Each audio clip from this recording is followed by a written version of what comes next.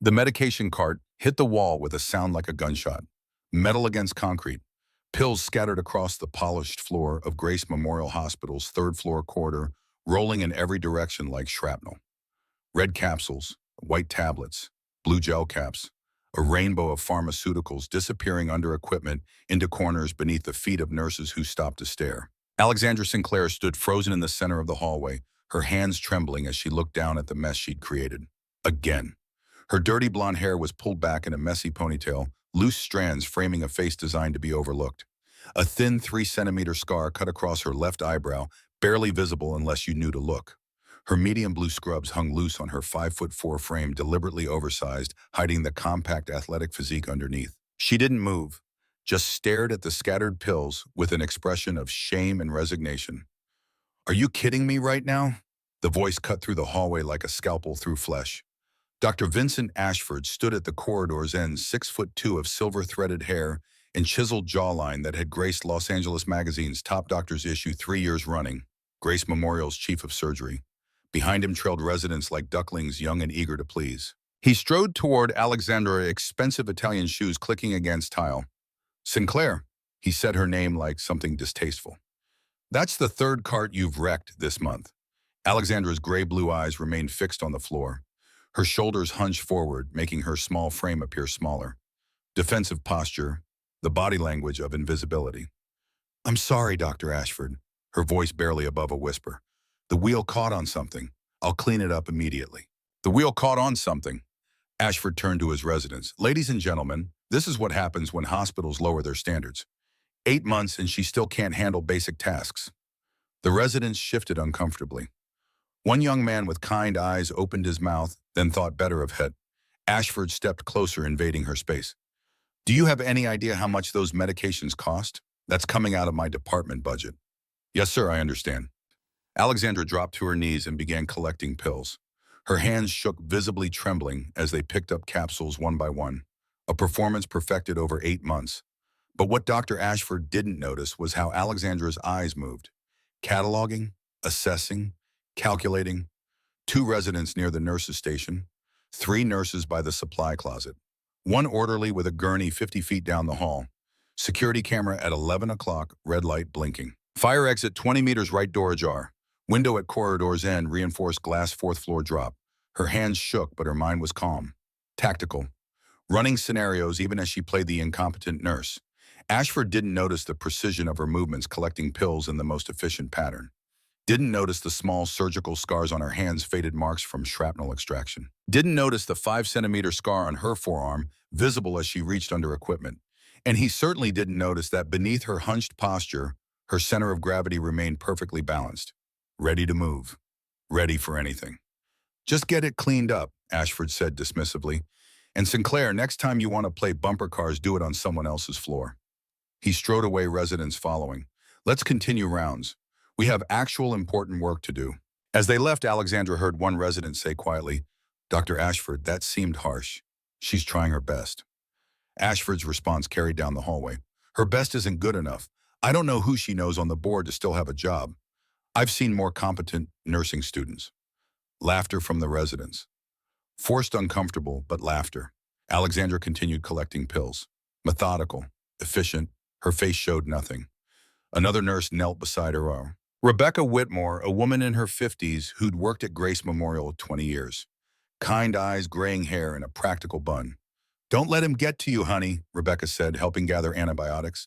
"Ashford's always been an ass. Brilliant surgeon, terrible human." "It's okay. He's right. I should be more careful." "You're too hard on yourself." Rebecca handed Alexandra a container. "But between you and me, you might want to request a transfer. Ashford's making noises about removing you from surgical." "I understand. Thank you, Rebecca." Rebecca stood and walked away. Alexandra remained on her knees collecting the last medications. The corridor empty now except for her. And in that moment of solitude, something changed. Her gray-blue eyes, which had seemed so timid, became sharp, focused. They swept the corridor with military precision, checking sightlines, noting every camera, every exit, every potential threat. Her hands trembling while people watched became absolutely steady. Just for a moment, just long enough for anyone paying attention to wonder who this woman really was. Then footsteps approached and the mask returned. Shoulders hunched, hands trembling, eyes downcast, invisible again. 15 years. 15 years since she'd worn the uniform. Since Colonel Alexandra Marie Sinclair, MD, had commanded field surgical teams in Kandahar and classified locations. 15 years since the IED that killed 18 of her team and left her with burned shrapnel wounds and medals in a storage unit across town. 15 years of being invisible, being small, being nothing. She'd chosen Sinclair when she reinvented herself, close enough to respond automatically, different enough that searches wouldn't find her. Almost a ghost, almost nothing. Perfect camouflage. Alexandra pushed the restocked cart to the supply room, logged damaged medications, noted the incident, everything by the book. The wall clock showed 1847, 13 minutes until shift change. She reached for her water bottle when Rebecca's voice cut through. Alexandra, emergency admit from the ER. Gunshot wound to the abdomen. They need all hands for trauma prep. Alexandra's hands became still for a microsecond. Then the trembling resumed. Is Dr. Ashford handling it? He's in OR2 with an emergency appendectomy. Dr. Garrison is taking this one. Rebecca lowered her voice. She specifically asked for experienced trauma nurses. I'm putting you on it. Don't make me look bad. Dr. Elena Garrison, chief of trauma, former Army major, smart, competent, and unlike Ashford, she didn't treat nurses like servants. Alexandra had been careful around Garrison, sensing the trauma chief saw more than most. I'll do my best. She followed Rebecca to the trauma bay where organized chaos unfolded. The patient was wheeled and paramedics performing compressions. A man in his 40s, Caucasian, covered in blood, shirt cut away exposing the entry wound in his lower abdomen. But Alexandra's attention went to something else. The tattoos. Extensive tattoos. Russian prison tattoos. Not local parlor work. These were intricate, expensive, unmistakable. A cathedral with multiple domes across his chest, each dome representing time served. Stars on his shoulders, symbols of criminal hierarchy. Cyrillic script along his ribs. A spider web on his left elbow, each ring representing a year in prison. 8 rings. In Russian criminal culture, these weren't decorations. They were a resume, a history written in ink. This wasn't random violence. This was organizational. Russian organized crime, bratva, which meant there would be follow-up, which meant danger. Sinclair, glove up. Dr. Garrison's voice cut through. The trauma chief was late 40s, steel gray hair in a tight bun, the no-nonsense demeanor of someone who'd seen everything. I need you on pressure management. Through and through, GSW possibly involving intestines. We stabilize before surgery. Yes, doctor. Alexandra pulled on gloves, deliberately fumbling the second one. She moved to the patient's side, movements, hesitant posture, submissive. Up close, she saw more details. The gunshot was clean, small caliber, probably .22. Professional hit attempt. The trajectory suggested the shooter aimed for the femoral artery, but hit low. Amateur mistake, or the victim moved at the last second. BP 98/62. An ER nurse called. Heart rate 118. Tachycardic but stable. Alexandra, I need pressure here. Garrison indicated a bleeding site. Direct pressure. Don't let up. Alexandra placed her hands on the wound. Beneath her gloves, her hands were absolutely steady. She applied pressure. Firm. Controlled. Exactly right. Not enough to cause damage. Sufficient to control bleeding. Dr. Garrison glanced at her. For a brief moment, their eyes met. The trauma chief's expression flickered. Recognition. Curiosity. But she said nothing, returning to the patient.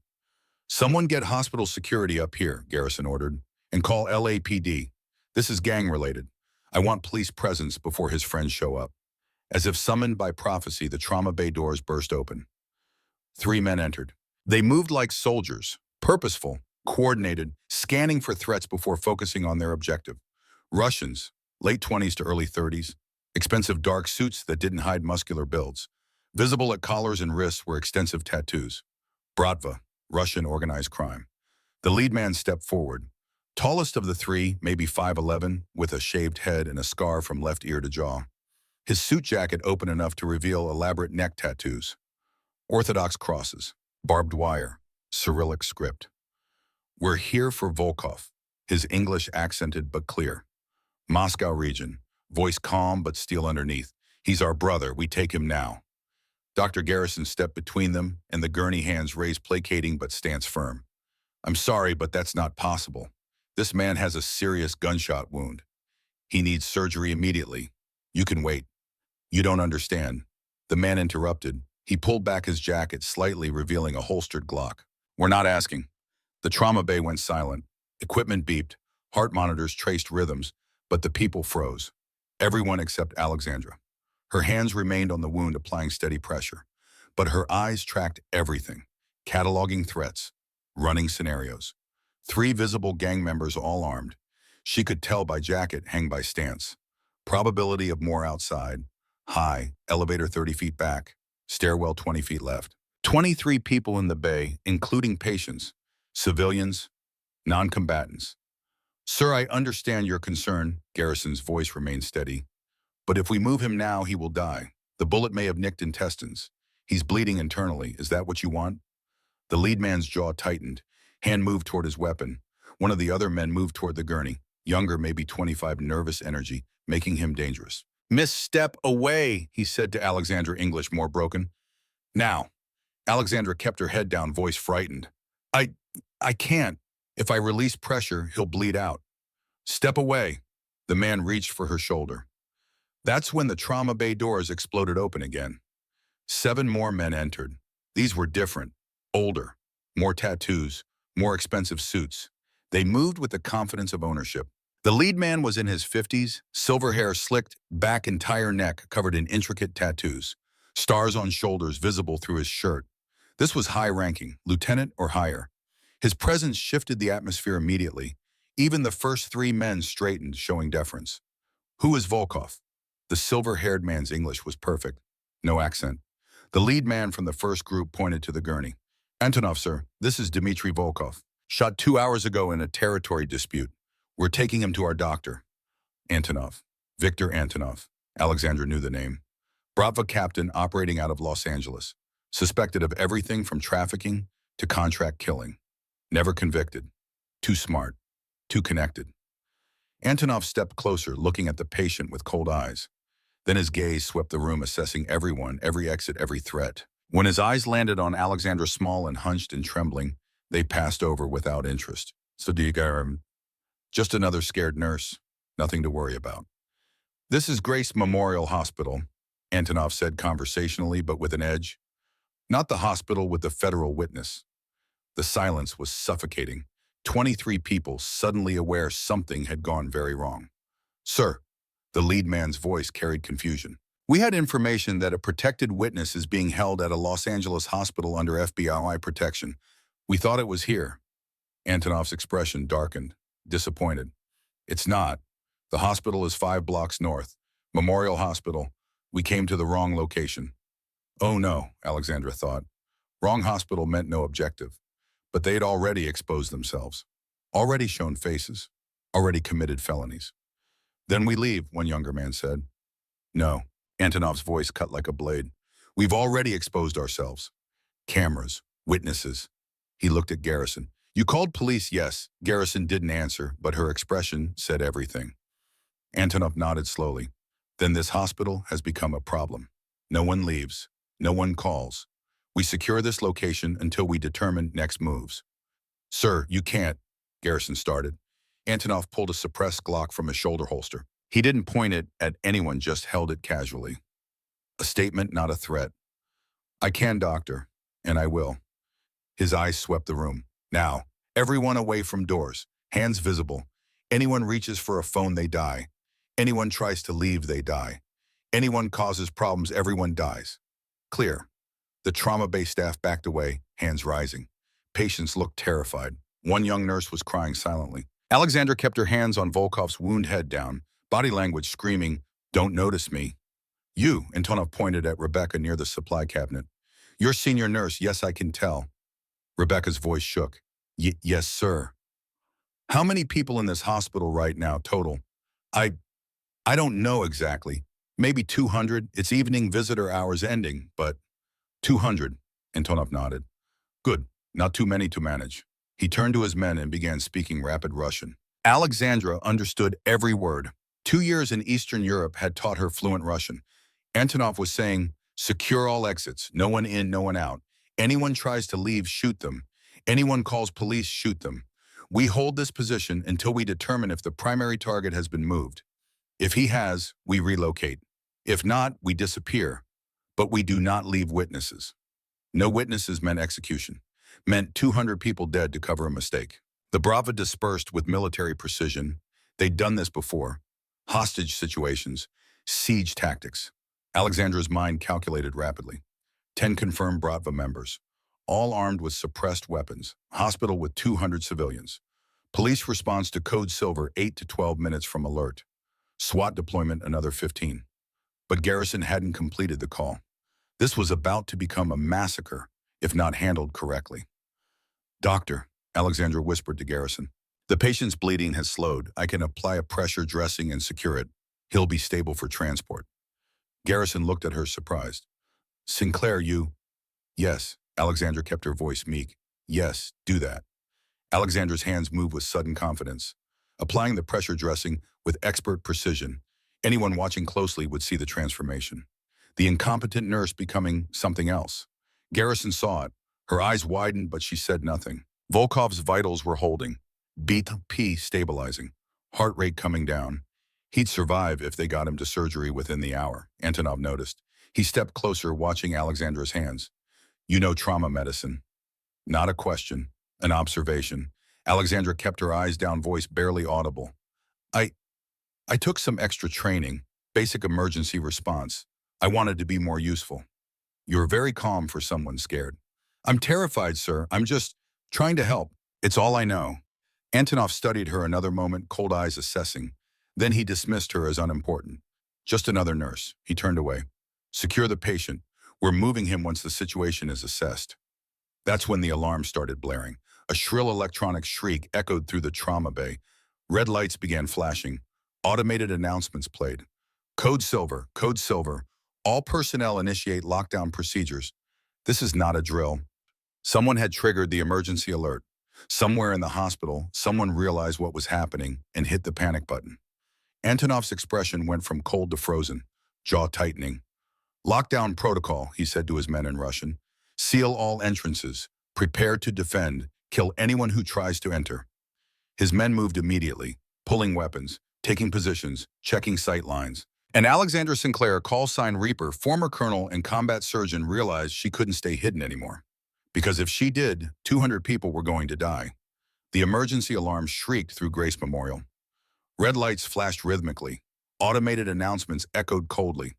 Code Silver. All personnel initiate lockdown procedures. Alexandra remained kneeling beside Volkov, hands on the pressure dressing, but her mind raced through scenarios. LAPD response time 8 to 12 minutes from alert. SWAT deployment another 15 to 20. The Bratva had time. The hostages had very little. Antonov was coordinating his men with hand signals and terse Russian. 2 men to the main entrance, 2 to the stairwell, 3 roaming to secure exits. He kept 2 with him in the trauma bay. Everyone sits, Antonov announced. On the floor, hands visible. Anyone reaches for a phone, I shoot them. Anyone makes noise, I shoot them. Anyone gives me reason, I shoot everyone. Clear, staff and patients sank to the floor.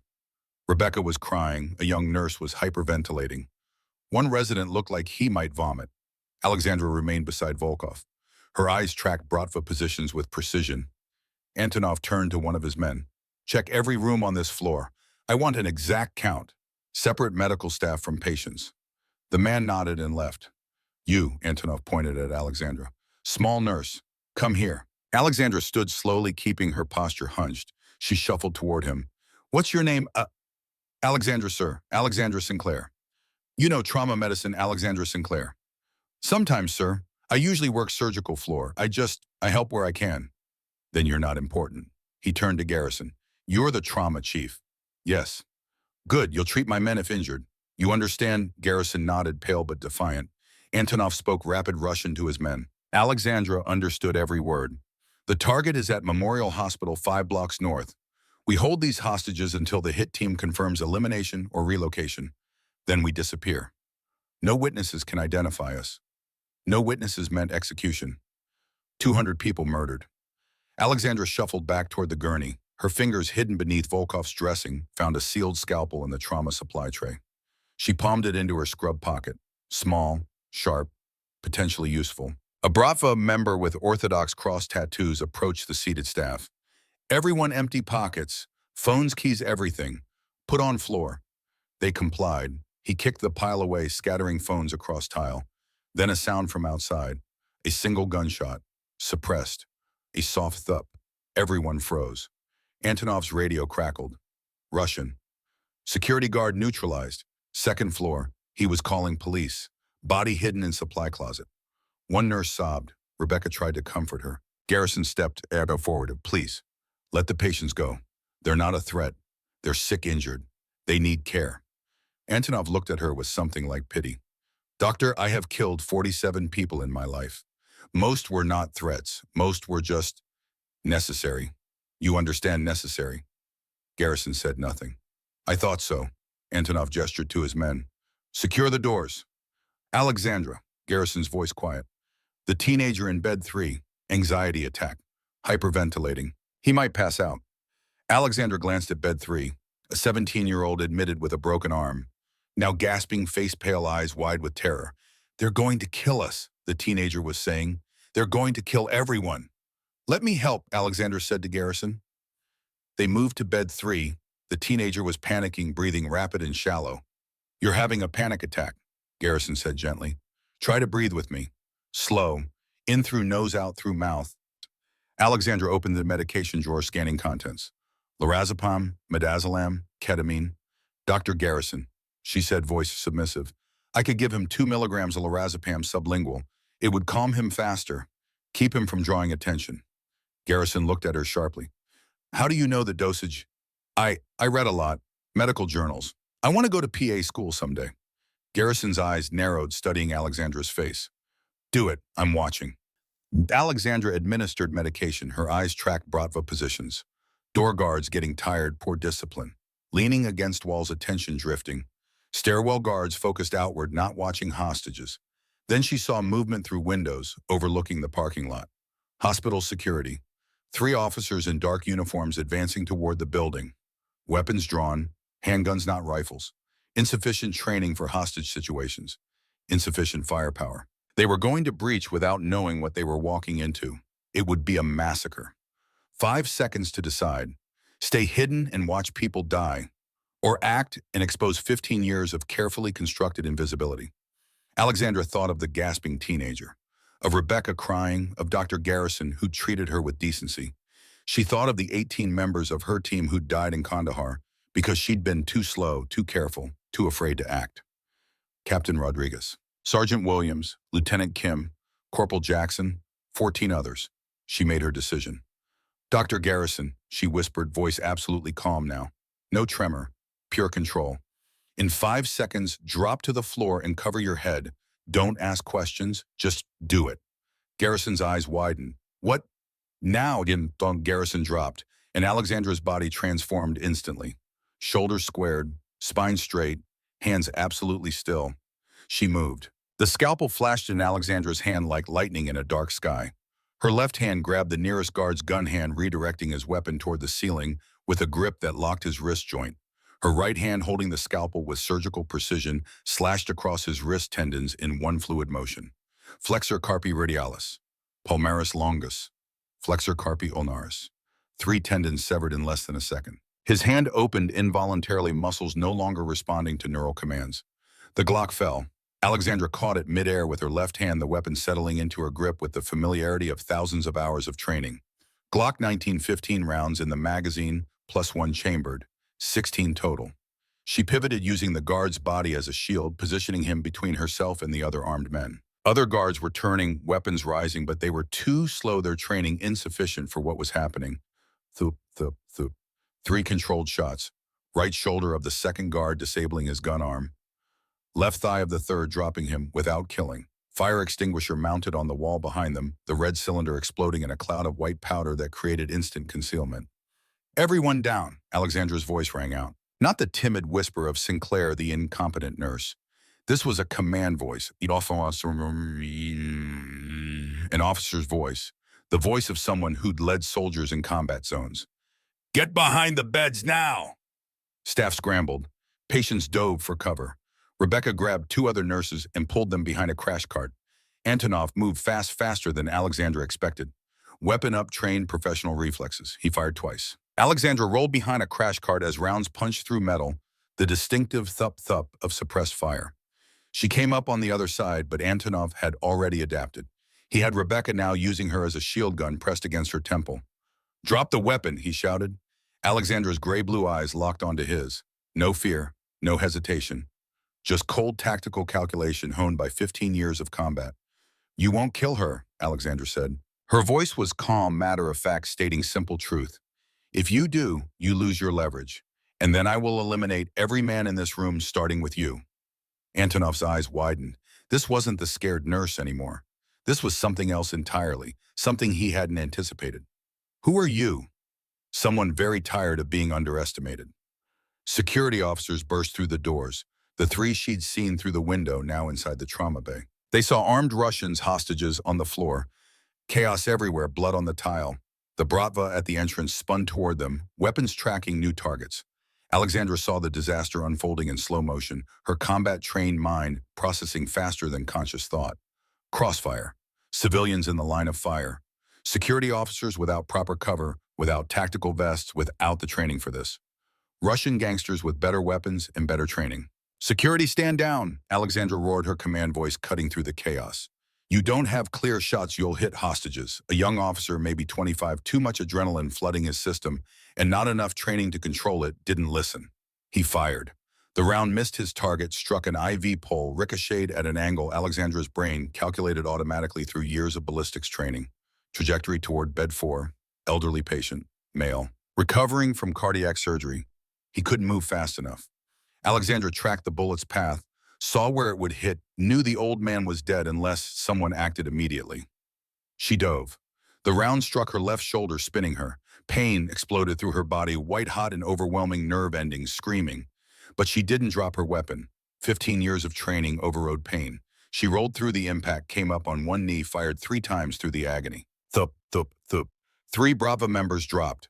All leg shots. Femoral area but missing the major artery. Disabling, not fatal. First, do no harm even now. "Cease fire." Alexandra's voice cut through the pandemonium. "You're hitting hostages."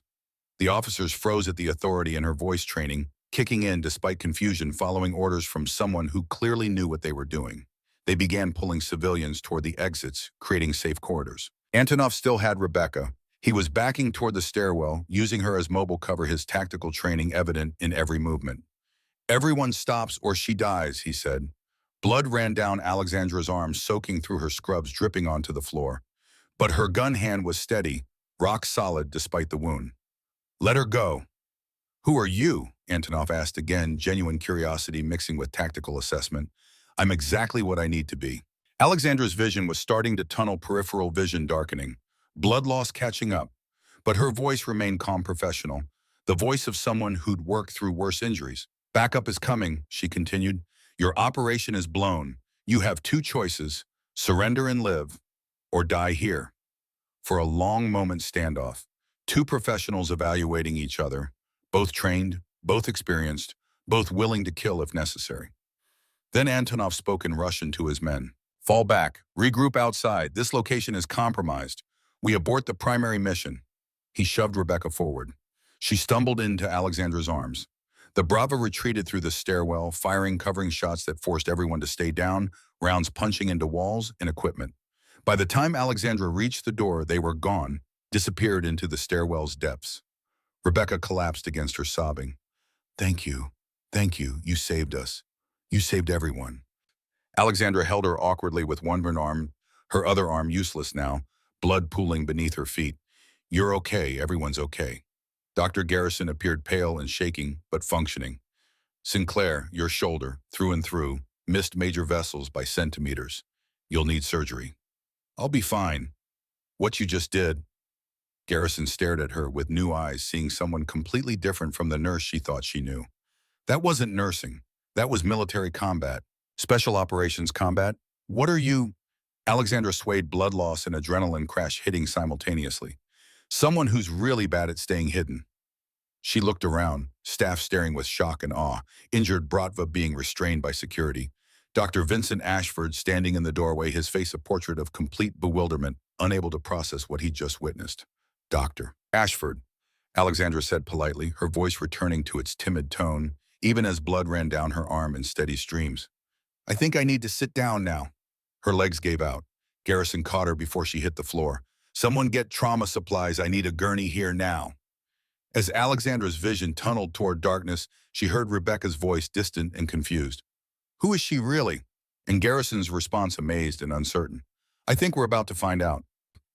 Alexandra's last thought before darkness took her was simple, resigned, almost relieved. The invisible nurse just became very, very visible. Then nothing. Just darkness and the distant sound of sirens approaching, getting louder. Hands on her shoulder, professional hands working with practiced efficiency. The sharp smell of antiseptic cutting through the fog. The hum of overhead surgical lights. Alexandra's mind cataloged these details before her eyes opened, years of training, making threat assessment automatic even in unconsciousness. Operating room, secure, door closed. 2 people present, no immediate danger. Her gray-blue eyes opened. She was on an operating table in OR3, surrounded by surgical lights that burned white and clinical.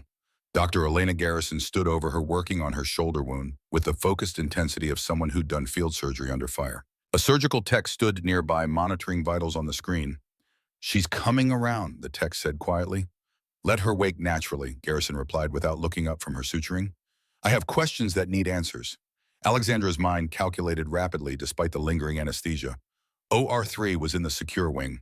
LAPD would be locking down the hospital by now. Brava either fled or captured. Unknown number of casualties. Her cover completely blown, 15 years of invisibility destroyed in 15 seconds of action. How long was I out? Her voice came out steady despite the pain throbbing in her shoulder. 20 minutes. Blood loss and adrenaline crash put you into mild shock. Garrison tied off a suture with practiced precision. The bullet went clean through your shoulder. Missed the subclavian artery by 2 centimeters. You'll have another scar to match the others. She paused meaningfully, her hands stilling for a moment. And you have a lot of others. Alexandra said nothing, waiting, assessing.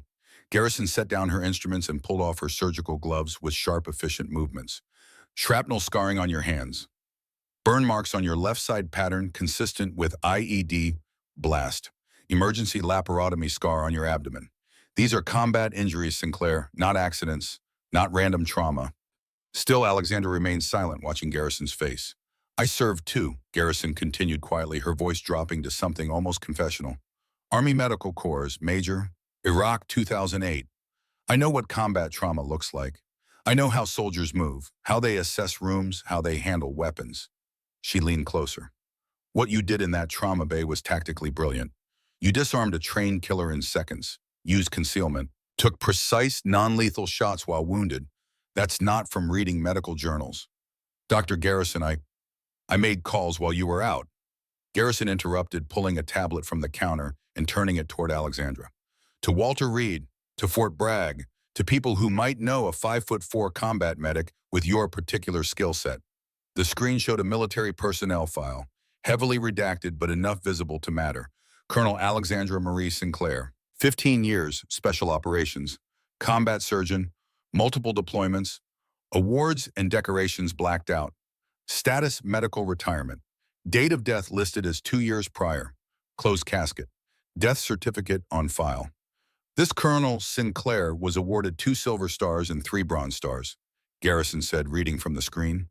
She served attached to 75th Ranger Regiment in 1st Special Forces Delta. She was medically retired 5 years ago after an IED in Kandahar killed most of her team. She also officially died in a car accident 2 years later. The silence between them stretched. The heart monitor beeped steadily. Outside, sirens wailed. Except she didn't die, Garrison continued. She disappeared, changed her name slightly, got a new nursing license under her real first name, applied to Grace Memorial as an entry-level floor nurse, hid in plain sight as the most incompetent nurse anyone had ever seen. She set the tablet down. Who are you really? Alexandra sat up slowly, pain pulling at her stitches, but as she moved, something fundamental changed. Her posture straightened, shoulders squared. The timid, hunched nurse vanished completely, replaced by someone harder, someone who'd commanded soldiers in war zones. Colonel Alexandra Marie Sinclair, she said clearly, her voice carrying command authority she'd suppressed for 8 months.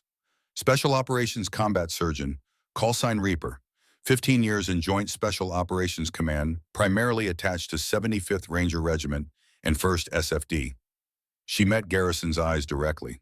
No submission, no fear, equal to equal. I faked my death because the people who killed my team in Kandahar were hunting me. I had evidence of high-level corruption, military officials, on defense contractors, intelligence leaks. I didn't know who to trust, who was compromised. So I became a ghost. Why nursing? Garrison asked. Because I took an oath 15 years ago. First, do no harm. I couldn't stop being a doctor. Couldn't stop helping people. Alexandra's voice softened slightly. But I couldn't use my real credentials, my real qualifications without being found. So I became a nurse. Became small, invisible, harmless. Her voice hardened again. Until tonight, when staying invisible meant watching 200 people die. Garrison absorbed this information, processing, evaluating through the lens of her own military experience. The Bratva you disabled, she said. You could have killed them easily. Center mass shots, but you chose non-lethal force. Leg wounds, shoulder wounds. Why? Because I'm not an executioner, Alexandra said flatly. I'm a surgeon. My job is to save lives, not take them, even when they're trying to kill me. How many lives have you saved? I stopped counting at 200. That was year 7 of my service. And how many have you lost? Alexandra's face became stone emotion draining away. 43 deaths where I was present and couldn't save them. I remember every name, every face, the way they looked at me when they realized they were dying and I couldn't stop it. That's why you hide, Garrison said softly, understanding dawning. Not fear, guilt. Not guilt, Alexandra said sharply, the word cutting. I'm hiding from becoming someone I don't want to be. 15 years in combat, you start seeing people as problems to solve. Targets, threats, statistics in a casualty report. You forget they're human beings with families and futures. Her voice dropped. I came back as a nurse to remember my humanity, to see patients as people who need care, not tactical considerations to be managed. Before Garrison could respond, the doors burst open. 2 hospital security officers entered, first hands on weapons. Behind them, 2 LAPD officers in tactical gear, and behind them a woman in a dark suit carrying FBI credentials in a leather case. Colonel Sinclair, the woman said, her voice professional and measured. I'm Special Agent Rachel Hastings, Federal Bureau of Investigation. We need to talk about Kandahar. Hastings was in her early 40s with dark hair pulled back in a tight bun and the kind of eyes that missed nothing, that cataloged every detail automatically. She approached Alexandra's bed with the confidence of someone used to being in charge. Colonel, we've been looking for you for 2 years. When you disappeared, several active investigations into military corruption were compromised. We need your testimony about what happened in Kandahar province. My testimony won't matter, Alexandra said, voice flat with certainty. The people involved are too protected, too connected, too powerful. They were, Hastings said. She pulled out a tablet and began swiping through files, pulling up documents and photographs. But 3 months ago, a whistleblower came forward with additional evidence. Documents proving financial transfers. Communications showing coordination. Combined with your testimony, we can bring formal charges against the entire network. She showed photographs on the screen. 2 generals in dress uniform, 4 colonels, dozens of contractors in business suits. They've been selling intelligence for over a decade. Hastings continued, her voice carrying barely suppressed anger. Classified operational details to the highest bidder. Defense contractors who wanted inside information. Foreign governments who paid in cash. Criminal organizations who needed advance warning. Your team in Kandahar got too close to the truth, so they eliminated the threat. Alexandra stared at the faces on the screen. Men she'd respected, men she'd served under, men who'd sent her team to die for money. General Richard Blackwood. She'd served under him in Iraq. He'd pinned her silver star to her uniform himself, told her she was the finest surgeon he'd ever seen. And then he'd ordered her team into an ambush. If I testify, Alexandra said slowly, thinking through implications, I lose my new identity. I'll be exposed. Everyone will know I'm alive. Everyone who wants me dead will know where to find me. Yes, Hastings said, simply, not sugarcoating the danger. But you'll get justice for your team, for the 18 people who died because of betrayal. Alexandra thought of Captain James Rodriguez dying in the blast, his last words asking her to tell his wife he loved her. Of Sergeant Michelle Williams bleeding out while Alexandra desperately tried to save her with inadequate supplies. Of Lieutenant David Kim and Corporal Sarah Jackson killed instantly when the IED detonated. Of 14 others whose faces she saw every night before sleep. I'll testify, Alexandra said, her voice carrying finality. On one condition, I stay at Grace Memorial. I keep being a nurse, because that's who I am now. Not the soldier, not the colonel, just Alexandra Sinclair, nurse. Hastings looked at Garrison, who smiled slightly despite the seriousness. I'm officially promoting you to trauma coordinator, Garrison said. You'll train staff in tactical medicine. Everything you know about combat trauma, mass casualty situations, active threat response. You'll teach it all. She extended her hand. Welcome back, Colonel. Alexandra shook it firmly. Just Alexandra, please. The colonel died in Kandahar. I'm just a nurse now who knows how to fight when necessary. After Hastings left with promises of formal statements the next day and protective details for the hospital, Garrison helped Alexandra off the operating table supporting her injured side. Can you walk? Ah, I've walked on worse. They exited into chaos. Police everywhere, FBI agents interviewing staff, crime scene technicians photographing the trauma bay, documenting evidence. But as Alexandra walked past, people stopped and stared, conversations falling silent. Rebecca rushed forward, carefully avoiding Alexandra's injured shoulder as she hugged her with tears streaming down her face. You saved my life, all of our lives. I don't know how to thank you. Just doing what needed to be done. No. Rebecca pulled back, looking her in the eyes. You were being a hero when you could have stayed hidden and safe. Dr. Vincent Ashford appeared flanked by residents, all of them looking shocked and uncertain. He cleared his throat awkwardly. Nurse Sinclair. He paused, seeming to struggle with words. I owe you an apology, a significant apology. I've treated you poorly for 8 months. Very poorly. I humiliated you, publicly questioned your competence, made your work environment hostile. You were exactly as arrogant as I expected. Alexandra interrupted, her voice calm but with steel underneath. I was deliberately incompetent. I made myself a target because I needed to be invisible, to be dismissed and ignored. You obliged perfectly.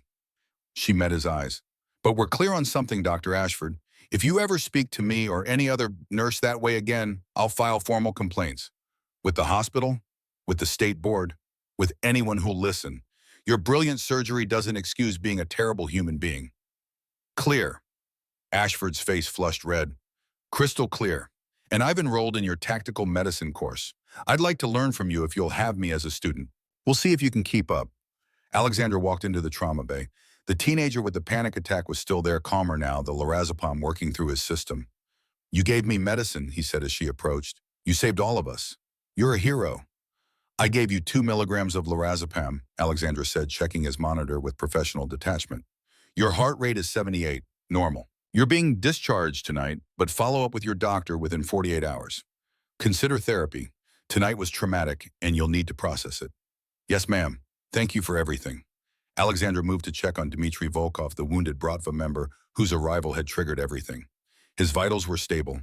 He'd survived to stand trial to testify against his organization in exchange for a reduced sentence. First, do no harm, even when harm might feel deserved. Garrison joined her at Volkov's bedside, studying the monitors. Alexandra, what you did tonight changes everything. You can't go back to being invisible. The media will be all over this story by morning. The hospital will want to make you a hero, put you on every news channel. You'll be famous, whether you want it or not. I know. Alexandra looked at her scarred hands, visible now in the harsh fluorescent light, no longer hidden by oversized sleeves. Maybe it's time to stop hiding, be who I actually am. But I want to stay here, not as a soldier, as a nurse who can protect when necessary.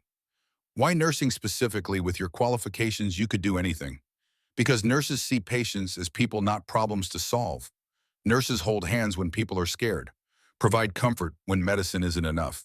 Healing is more than closing wounds and stopping bleeding. She touched her injured shoulder gently. I've closed enough wounds in war zones. Now I just want to help people heal in peace. Garrison smiled with genuine warmth. Then teach us. Combat trauma, tactical medicine, everything you know. Because tonight proved hospitals aren't as safe as we thought. We need to be ready for the next crisis. Okay, Alexandra agreed. My way, minimal force, maximum life preservation. We're training healers who can protect when necessary, not soldiers who happen to know medicine. Deal. Well, later that night, long after midnight, Alexandra stood at a window overlooking Los Angeles. Millions of lights against darkness. The city continuing its life, unaware that 200 people had almost died in this building hours ago. Somewhere out there, the people who'd killed her team would soon face justice. Somewhere, the Bratva members who'd escaped were being hunted by federal task forces. Somewhere, life continued its patterns. And here she'd stopped running from her past. She looked at her reflection in the glass. The scared, incompetent nurse was gone. In her place stood herself no longer hidden. "Ready to go home, Colonel," Garrison's voice came from behind her. Alexandra turned, offering a tired smile. "I am home, Elena. This hospital, these patients, this work, this is home now." Garrison returned the smile. "Welcome home, Alexandra. For real this time." Walking toward the elevator, Alexandra felt something she hadn't experienced in 15 years. Peace. Not the peace of hiding from threats. The peace of being found and being accepted for who she really was, scars and skills and all. The invisible nurse had become visible. And visibility, she realized, wasn't terrifying at all. It was liberating. 2 days after the Bratva attack, Alexandra sat in the hospital director's office, her left arm in a sling, facing a panel of administrators, LAPD, detectives, FBI agents, and hospital legal counsel. The room was crowded, tense, filled with people trying to understand what had happened and what it meant for the future. Director Richard Caldwell, a thin man in his 60s with wire-rimmed glasses and the bearing of someone who'd spent decades in hospital administration, looked exhausted. Papers were scattered across his desk. Coffee cups from a long night of crisis management lined the credenza. "Colonel Sinclair," he began, then corrected himself with visible effort. "Ms. Sinclair, we're grateful for your actions. You saved lives, multiple lives, staff and patients both. But we have significant concerns about liability protocol violations, use of force in a civilian facility, and the fact that you've been working here under what amounts to a false identity for 8 months. Legally accurate identity," Alexandra corrected quietly but firmly. "I changed my name through proper legal channels. My nursing license is legitimate, issued by the California Board of Registered Nursing after I completed all requirements. I just didn't advertise my military background because doing so would have compromised my safety." "You didn't advertise it." Dr. Ashford, sitting to Caldwell's right, looked incredulous despite his earlier apology. "You pretended to be incompetent. You let us think you were barely qualified to push a medication cart down a hallway." "I was qualified to push a medication cart," Alexandra said calmly, meeting his eyes. "I chose to appear less competent than I was for personal safety reasons. That's not illegal. That's survival in a situation where powerful people wanted me dead." Agent Hastings leaned forward from her position near the window. "Colonel, we need to discuss your testimony in detail. The corruption case is moving forward faster than anticipated. Grand jury convenes in 2 weeks. Your presence is absolutely required for the prosecution to proceed." "I'll be there," Alexandra said without hesitation. "But I want protection for the hospital staff. If the people I'm testifying against decide to retaliate, this facility becomes a target. These people become targets." "We'll assign protective details," Hastings assured her, pulling out a tablet to make notes. "Plainclothes agents in the hospital, perimeter security, monitoring of all communications. But there's another issue we need to address." She pulled up files on her screen.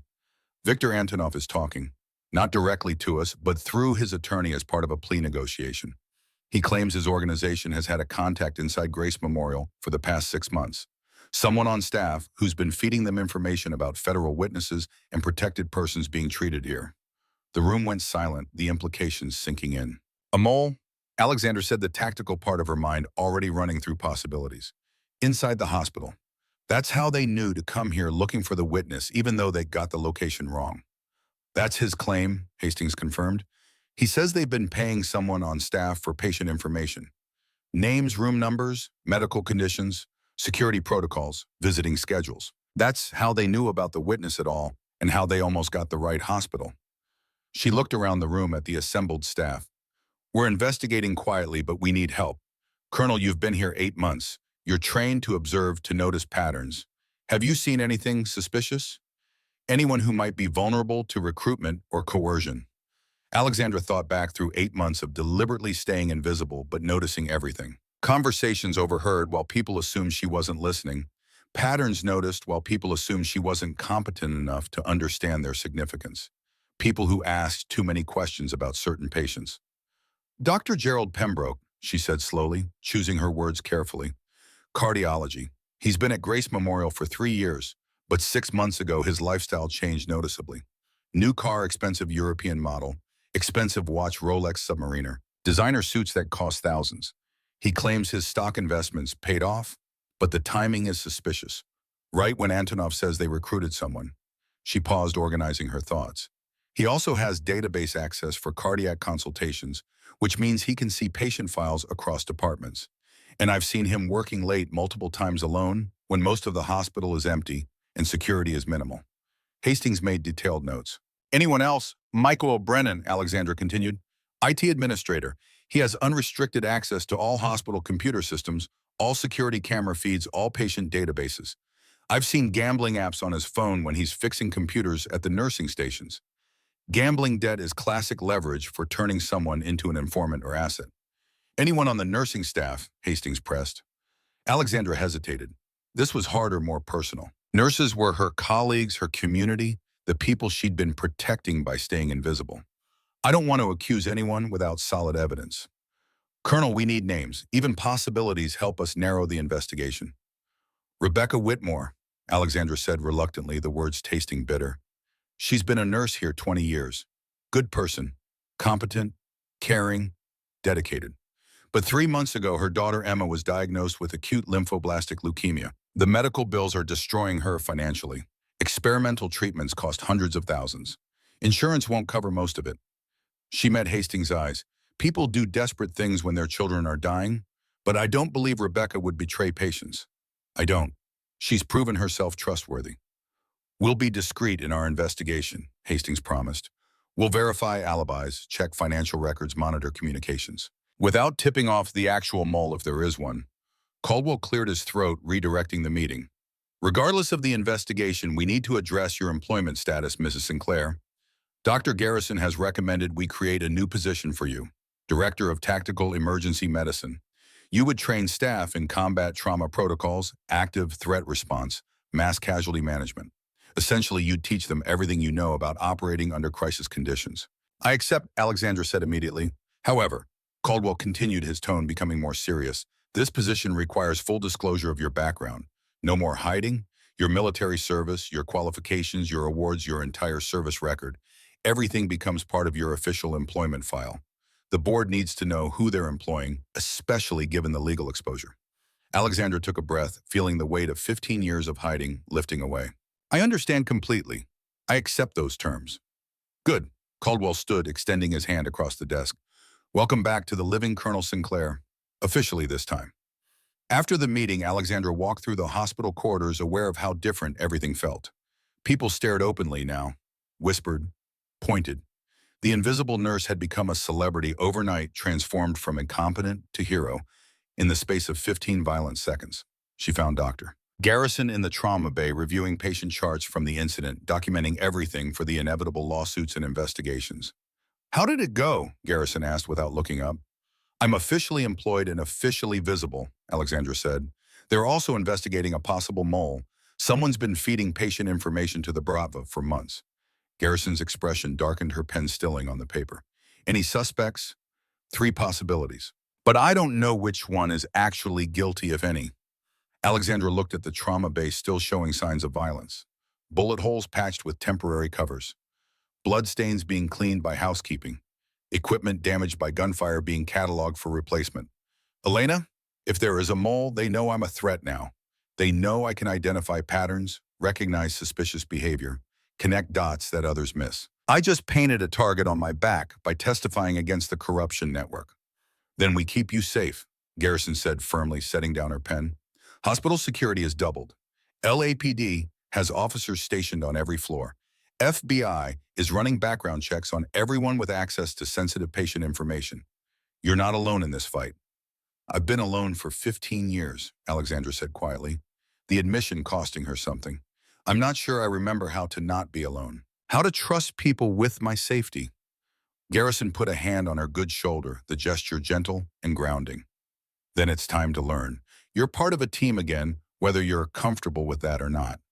That afternoon, Alexandra returned to her apartment in Burbank for the first time since the incident.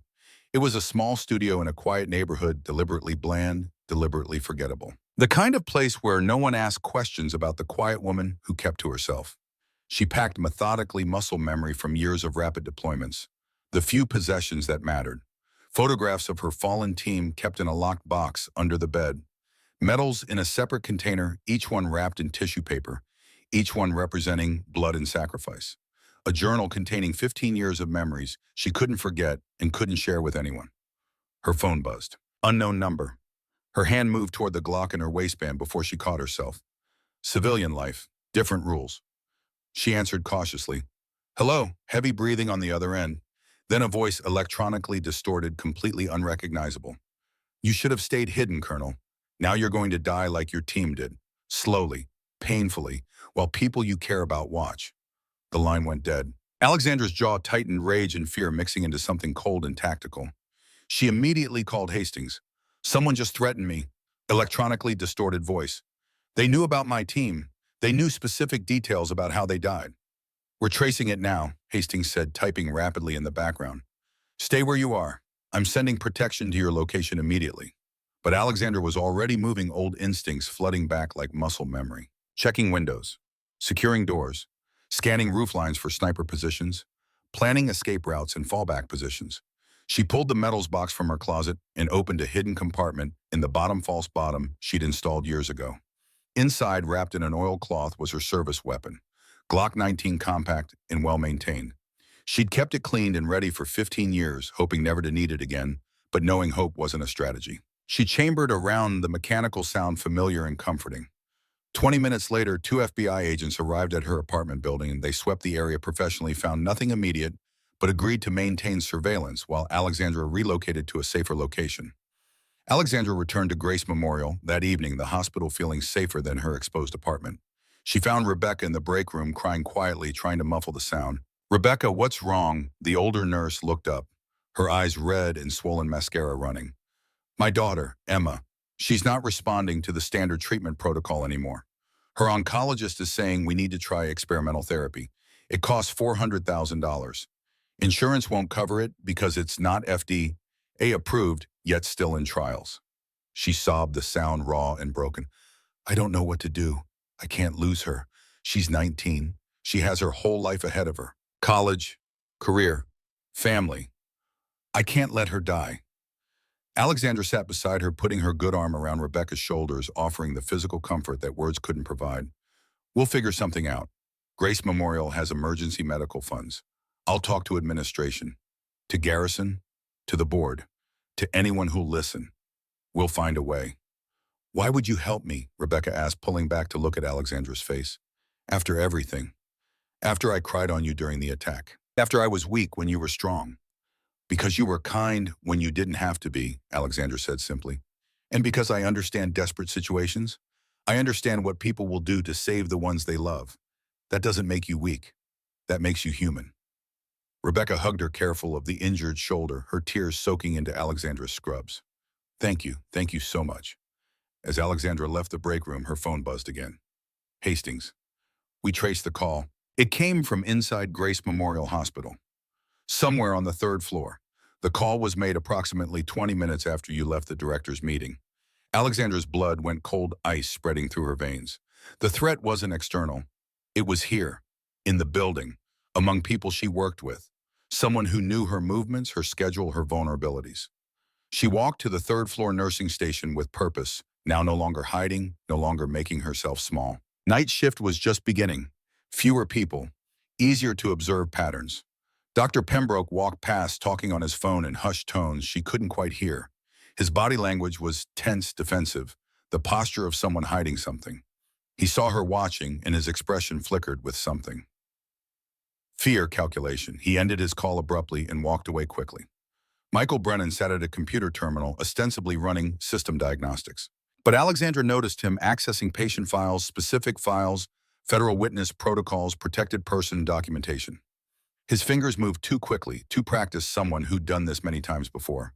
A night nurse Alexandra barely knew was restocking supplies near the medication room, moving efficiently, professionally. But something about her movements seemed off, too aware of camera positions, too careful about what she touched. Any of them could be the mole, or none of them, or someone else entirely. Someone she hadn't identified yet. Alexandra's hand instinctively moved toward where her gun would be, but she wasn't carrying. Hospital policy prohibited weapons for staff, a policy that suddenly seemed dangerously naive.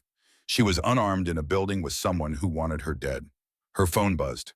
Text message from an unknown number. 3rd floor, Room 347, 5 minutes. Come alone or people die.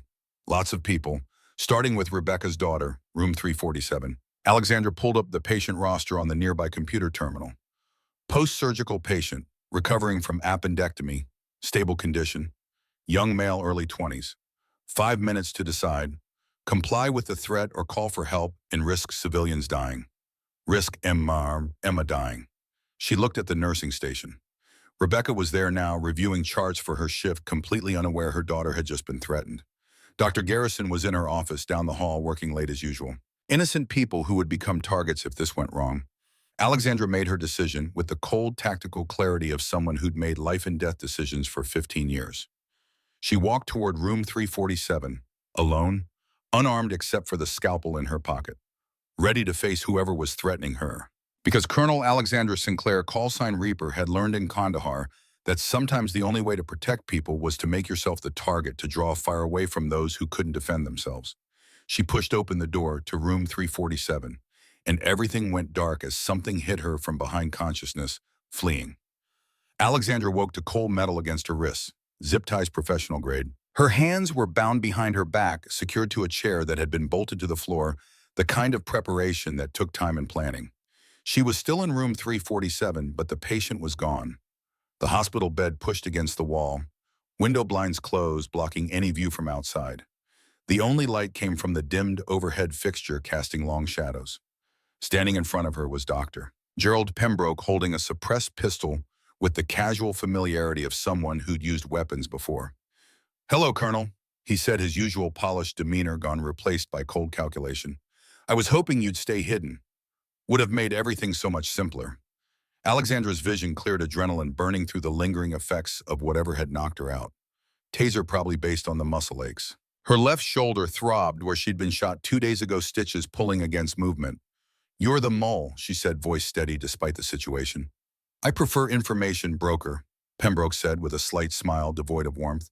"But yes, I've been feeding patient data to various interested parties for about 3 years now. The Bratva, Sinaloa cartel, triads, Russian intelligence, whoever pays well." He checked his watch, expensive Rolex catching the light. "Grace Memorial treats federal witnesses, cartel informants, undercover agents, intelligence assets, very valuable information for the right buyers." He looked at her almost apologetically. "Unfortunately, you've become a significant problem. Your testimony threatens people who pay me very well to keep certain things quiet. I can't allow that." "The FBI knows I'm here," Alexandra said, testing the zip ties. "Too tight. Professional application." "No, they don't." Pembroke held up her phone, now powered off. "I took it while you were unconscious. They think you're somewhere in the building, but they don't know where. Security cameras on this floor have been experiencing convenient technical difficulties for the past hour, thanks to Michael Brennan, who's been very helpful." So Brennan was involved too. Mental note made. In about 30 minutes, Pembroke continued, moving toward a maintenance panel on the wall. "There will be a tragic accident. A gas leak in this room. An explosion. Colonel Alexandra Sinclair, hero nurse, dies trying to save a patient from the leak. Very tragic. Very neat. No evidence of foul play. Except there's no patient here," Alexandra pointed out, buying time analyzing the room for anything useful. "There will be remains," Pembroke said, darkly opening the panel to reveal a gas line valve. "Burned beyond recognition. Dental records will be inconclusive due to the blast intensity. The hospital will assume it was you trying to save someone. Perfect cover for your second death. This time it'll stick." He began manipulating the gas valve. Alexandra could already smell it, natural gas, with added mercaptan for detection. In a closed room, it would reach explosive concentration quickly. Her mind raced through options. Zip ties behind her back, chair bolted down, gun in Pembroke's hand, gas leak being prepared. 30 minutes until explosion. No phone, no backup, no weapons except her mind. She had only one asset left: her voice, her training, her ability to read people and exploit weaknesses. "Rebecca's daughter," Alexandra said, watching his face carefully. "Emma, she has leukemia. Rebecca's been desperate for money to pay for treatment." Pembroke paused, hand on the valve, and Alexandra knew she'd found a pressure point. "You approached her," Alexandra continued, "offered her money to provide patient information. She refused. But you kept the offer open, knowing eventually desperation would make her comply. That's why the FBI is investigating her now. You framed a grieving mother to cover your own crimes, made her look guilty so if anyone started asking questions, she'd be the obvious suspect. Pembroke's hand tightened on the valve knuckles going white. Smart woman, Rebecca was perfect for the role. Desperate, access to records, emotional vulnerability, all the markers of someone who might turn traitor. Perfect misdirection. Except she didn't, Alexandra said, her voice hardening with conviction. She chose her conscience over her daughter's life. That's courage you'll never understand. That's the kind of strength that can't be bought or coerced. Courage doesn't pay for experimental cancer treatments that cost $400,000, Pembroke said, coldly returning to the gas valve. I gave her a chance. She made her choice. Now she'll watch her daughter die slowly, while I retire to somewhere warm with excellent beaches and no extradition treaty. I told Agent Hastings to investigate you first. Alexander said, the lie coming smoothly. They're probably searching your office right now, finding your offshore accounts, your communications, your entire network of contacts, every transaction, every betrayal, all of it. Pembroke's expression flickered uncertainty, crossing his face for the first time. You're bluffing. Am I? How else would I know to name you specifically? I've been watching you for weeks. The new car, the watch, the designer suits, the way you access patient files you have no medical reason to view. The late nights alone. You made mistakes, Gerald. Obvious mistakes that any trained investigator would notice immediately. It doesn't matter, Pembroke said, but his voice carried less conviction now, doubt creeping in. You'll be dead in 30 minutes, vaporized in the explosion. And I'll be on a plane to Singapore before anyone finds evidence. No, you won't. Dr. Garrison's voice came from the doorway, calm and professional. Pembroke spun, raising his pistol, but Garrison already had a weapon trained on him, his own backup piece apparently seized from somewhere. Behind her, 2 FBI agents materialized from the hallway, weapons drawn, tactical positions established. Drop it, Garrison said calmly, voice carrying absolute authority. It's over. We've been listening to everything. Alexandra's wearing a wire. We have your full confession recorded. Pembroke's face went pale, blood draining away as he realized the trap. He looked between Garrison and the agents, calculating odds that clearly didn't favor I texted Elena before I came up here, Alexandra said, allowing satisfaction to color her voice. Told her it was a trap. She contacted the FBI, set up the sting. You've been confessing to federal agents for the past 5 minutes, Gerald. Every word recorded, every admission documented. Pembroke's hand trembled on the pistol, desperation and calculation warring in his expression. For a moment, Alexandra thought he might surrender, might accept the inevitable. Then his eyes hardened with desperate determination, born of having nothing left to lose. He lunged toward Alexandra, gun rising, finger tightening on trigger. Alexandra moved, 15 years of combat training, overriding conscious thought. Despite zip-tied hands, despite the bolted chair, despite pain from her wounded shoulder, she acted. She threw her weight forward, tipping the chair into a controlled fall using momentum and core strength honed by years of physical training. She rolled, swinging the chair's legs upward with precision timing. They caught Pembroke in the chest, right over his sternum, knocking him backward. The gun discharged with a suppressed thump, the round hitting ceiling tiles, acoustic panels exploding in a shower of white fragments. FBI agents tackled Pembroke before he could recover, professional and efficient. In seconds, he was on the ground, weapon secured in hands, cuffed behind his back with steel, not plastic. Garrison rushed to Alexandra with medical scissors, cutting the zip ties with quick, precise movements. You okay? Garrison asked, helping her stand, supporting her injured side. Fine, good timing, Elena. Rebecca called me, Garrison explained, steadying Alexandra as feeling returned to her hands. She said you'd helped her with Emma, and she wanted to repay the favor. She saw Pembroke follow you to this floor and got suspicious. She's the one who triggered the alert that brought us up here. Saved your life. She helped Alexandra fully upright, the chair falling away. The FBI found everything in Pembroke's office. Offshore accounts in the Cayman Islands and Switzerland, encrypted communications with the Bratva cartels, even some Eastern European trafficking rings. Client lists, payment schedules, names of other assets. This goes way beyond just Grace Memorial. It's international. Agent Hastings entered, looking professionally satisfied despite the late hour. Colonel Sinclair Pembroke is already trying to cut a deal, offering to testify. He's naming names. This corruption ring is bigger than we initially thought. How big? Alexandra asked, rubbing her wrists where the zip ties had cut circulation. 3 generals, 7 colonels, 4 federal judges, dozens of defense contractors, and criminal liaisons operating across 3 continents. Hastings showed photographs on her tablet, faces and organizational charts. Your testimony combined with Pembroke's cooperation brings down the entire network. We're talking the largest military corruption case in 50 years. Alexandra stared at the screen, seeing faces she recognized. General Richard Blackwood in dress uniform, ribbons, and medals covering his chest, all of them earned through other people's sacrifice. When do we start? She asked. Tomorrow. Grand jury at 0900. Hastings paused, her expression becoming more serious. Colonel, once this goes public, there's no anonymity left. Your face will be on every news channel. Your story will be headlines for weeks. The invisible nurse becomes very, very visible to everyone, including people who want you dead. Alexandra looked at her reflection in the darkened window of room 347. No longer hunched, no longer hiding, no longer afraid. Good. I'm done being invisible.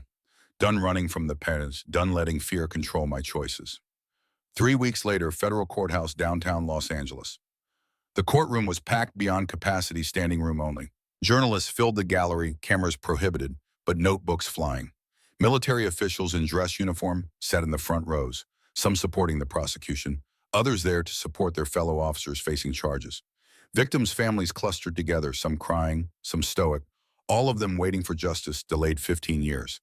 At the defense table sat General Richard Blackwood, Colonel Marcus Webb, Colonel Sarah Patterson, and Colonel David Morrison. Their attorneys flanked them, expensive suits and confident expressions that didn't quite hide the worry in their eyes. The evidence was overwhelming. They knew it. Everyone knew it. But they'd fight anyway because that's what powerful people did when cornered. Alexandra took the witness stand, raising her right hand, feeling the weight of 18 lives depending on her words. Do you swear to tell the truth, the whole truth, and nothing but the truth, so help you God? I do. Her voice carried clearly through the silent courtroom. Prosecutor Janet Morrison approached a sharp woman in her 50s with the bearing of someone who'd spent decades fighting for justice. Please state your name and rank for the record.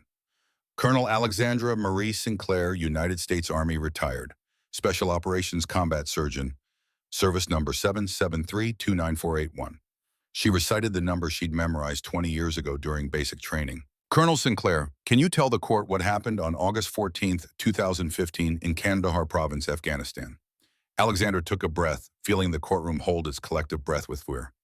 My team consisted of 18 personnel, combat medics, intelligence specialists, support staff, translators. We were conducting a humanitarian medical mission in a village 40 kilometers from the Pakistani border near the Tora Bora region. We'd been providing medical care to civilians for 3 days, building trust, gathering intelligence, supporting coalition objectives. Her voice remained steady, clinical, but her hands gripped the witness stand. On the morning of August 14th at approximately 0600 local time, we were ambushed during a routine patrol.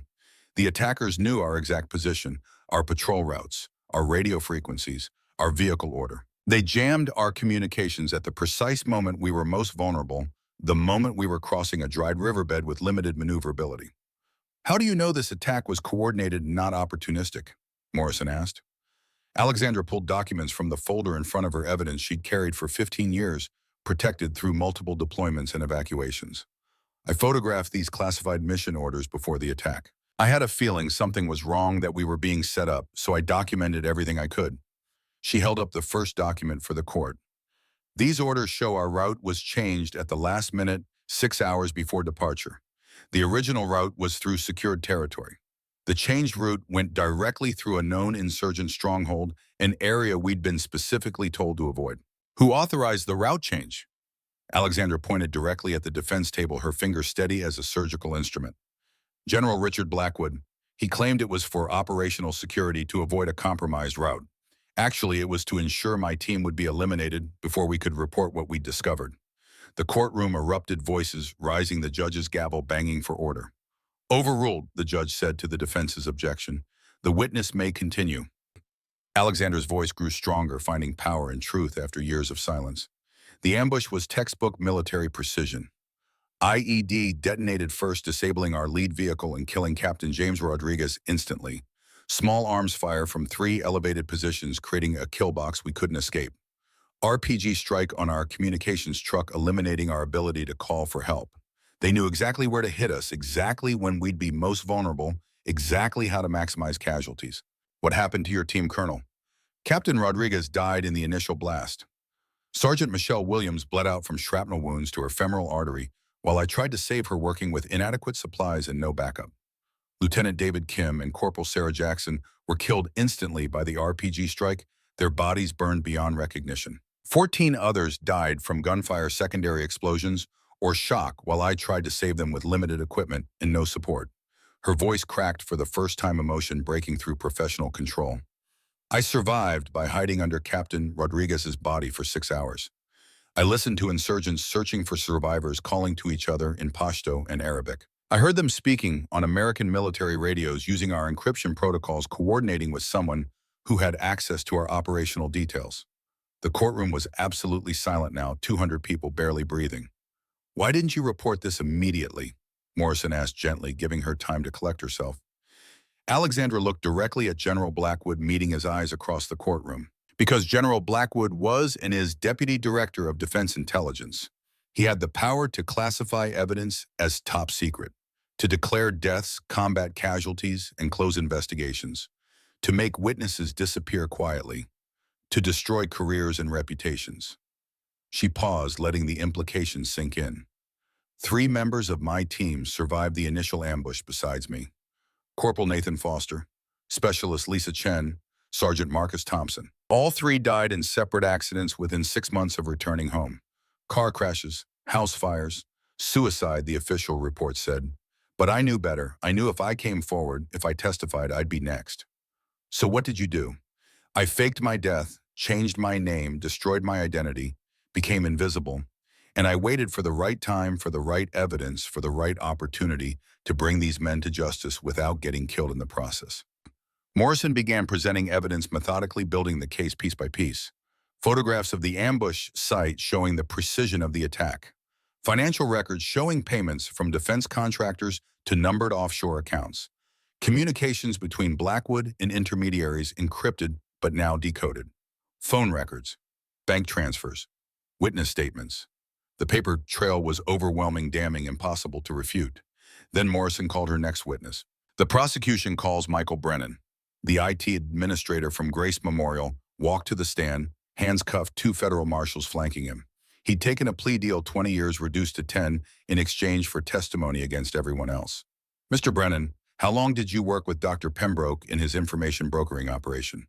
2 years. He recruited me after he noticed I had gambling debts, knew I was desperate. Said I could make easy money just by disabling security cameras occasionally, deleting certain files from the hospital system, providing access codes.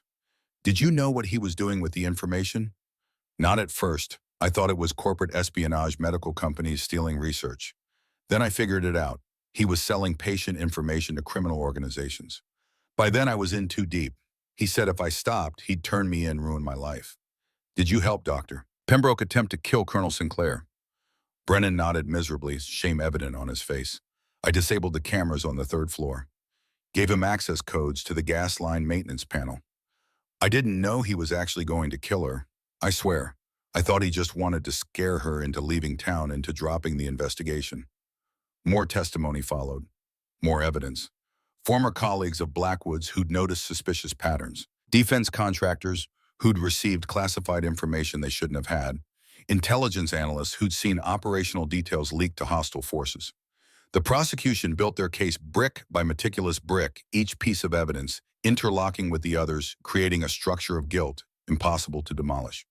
Finally, after 2 days of testimony, Morrison turned to the jury, her voice carrying conviction earned through decades of seeking justice. The defense will tell you this is circumstantial, that these decorated officers, these men who've served their country for decades, couldn't possibly betray everything they swore to protect. But the evidence speaks for itself. Financial records showing millions in payments. Communications proving coordination with our enemies. Witness testimony from survivors. And 18 dead soldiers who can't speak for themselves, who died because these men sold their lives for money. She pointed at the defense table, her finger accusatory and unwavering. These men sent Colonel Sinclair's team to die to protect their criminal enterprise. They've been selling American lives, American intelligence, American security to the highest bidder for over a decade. And when one soldier survived their trap, they spent 15 years trying to hunt her down, trying to silence the witness who could destroy them.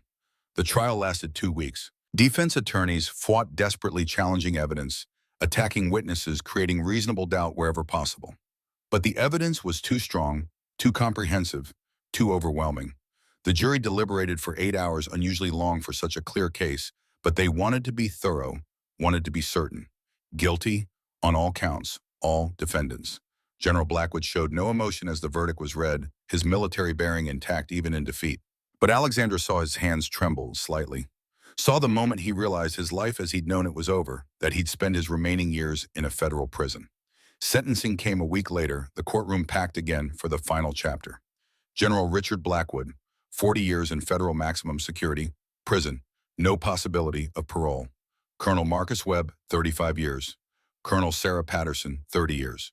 Colonel David Morrison, 28 years. Dr. Gerald Pembroke, who'd testified against them all, providing crucial links in the chain of evidence. 15 years possibility of parole and 10 with good behavior. Michael Brennan, 10 years eligible for early release and 7 with good behavior and continued cooperation. Outside the courthouse, bright California sunshine warming the steps, Agent Hastings approached Alexander with a rare smile. "You did it, Colonel. Justice for your team after 15 years. The entire corruption network dismantled. Dozens of criminals in prison. You should be proud." "They did it themselves," Alexander said quietly, looking up at the cloudless sky. "I just made sure the truth came out. They created the evidence. I just preserved it and waited for the right moment. What's next for you? Witness protection, new identity, fresh start somewhere safe."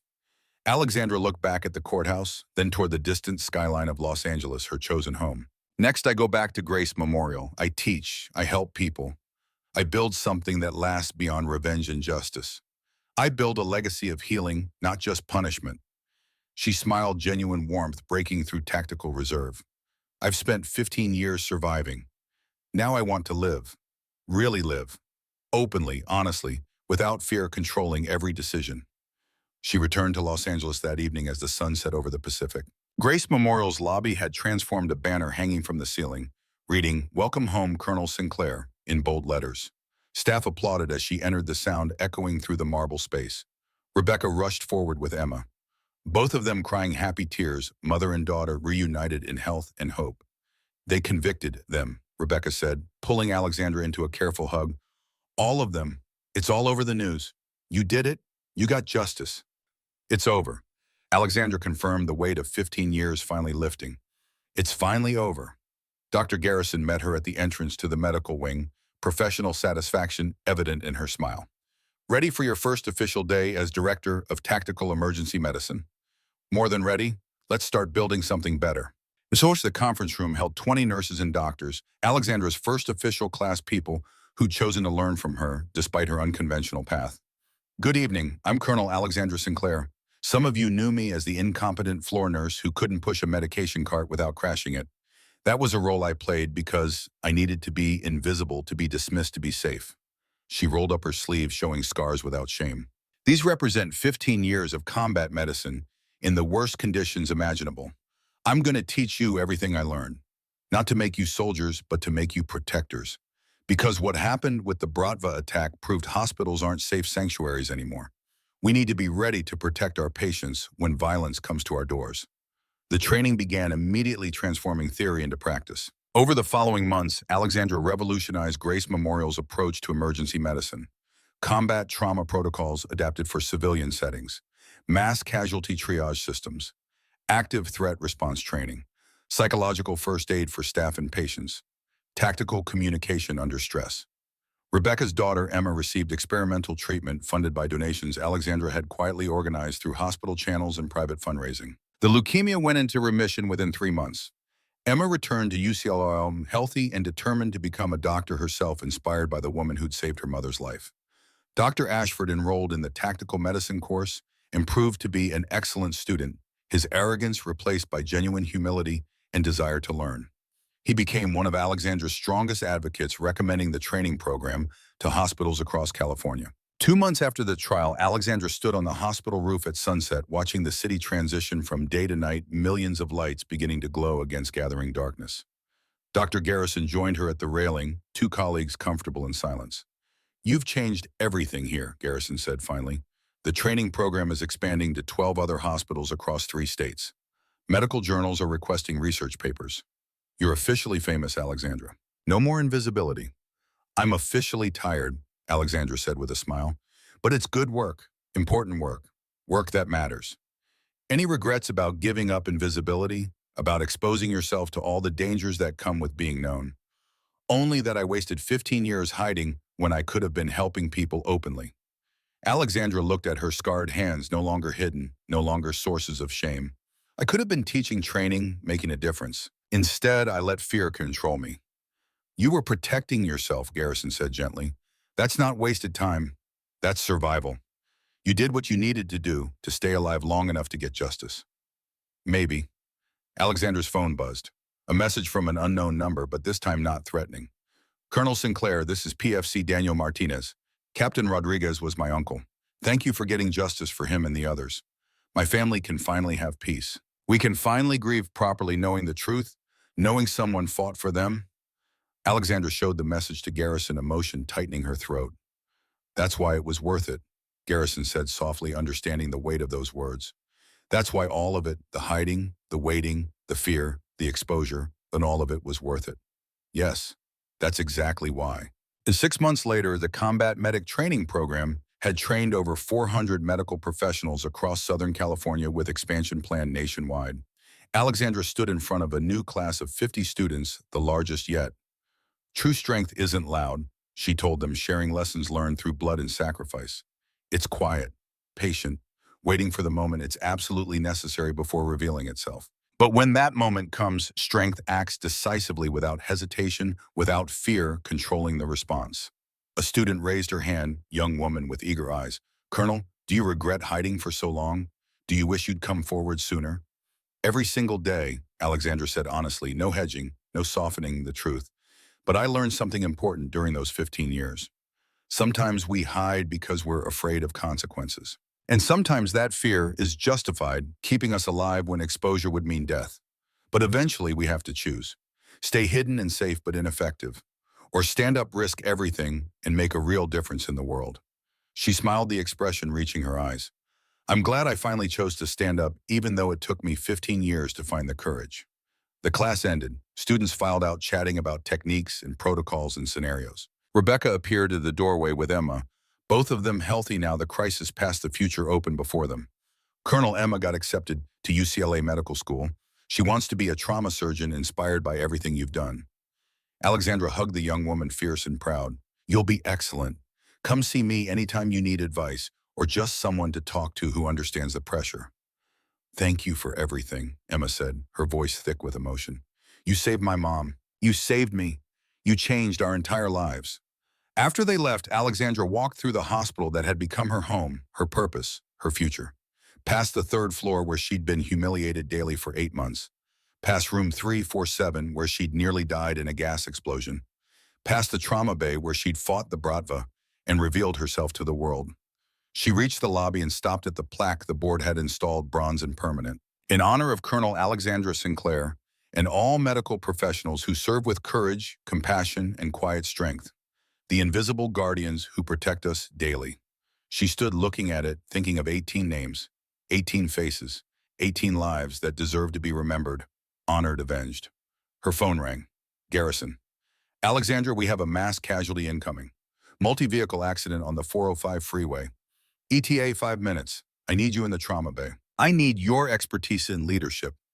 Alexandra smiled, purpose flooding through her, the call to action she'd been answering for 20 years. On my way. She walked toward the trauma bay with confident strides, scrubs crisp posture straight, ready for whatever came next. Ready to save lives. Ready to teach. Ready to lead. Because she was no longer invisible, no longer hiding, no longer afraid. She was Colonel Alexandra Sinclair, combat surgeon, teacher, guardian, protector. And she was finally truly completely home. The invisible nurse had become visible, and in that visibility, she'd found not just justice, but purpose, community, and peace. The past was honored, the present was lived, the future was open, and Alexandra Sinclair was ready for all of it.